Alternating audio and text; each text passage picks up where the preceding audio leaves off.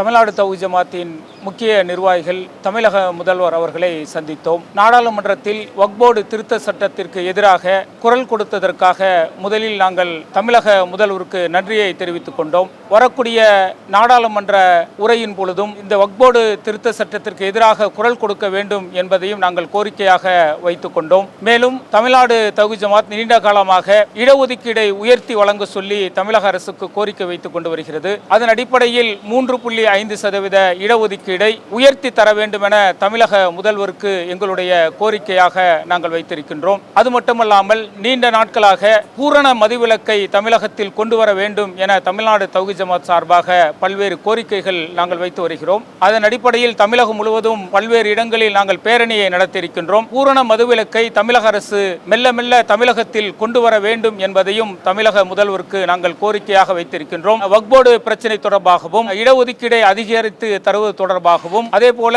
பூரண மதுவிலக்கு கொண்டு வருவது தொடர்பாகவும் தமிழக முதல்வர் எங்களுடைய கோரிக்கை கூர்ந்து கவனித்து அதை பரிசீலித்து நடவடிக்கை எடுப்பதாக கூறியிருக்கின்றார். தொடர்ச்சியான சிறுபான்மையினருடைய நலன் காப்பதற்கும் தமிழக முதல்வரிடத்தில் நாங்கள் கோரிக்கை வைத்திருக்கின்றோம். மாற்று மத மக்கள் இஸ்லாத்திற்கு மாறினார்கள் என்றால் அவர்களுக்கு இடஒதுக்கீடில் வழங்க வேண்டிய அந்த சலுகைகளை வழங்க வேண்டும் என்பதற்கான கோரிக்கை முன்வைத்திருந்தோம்.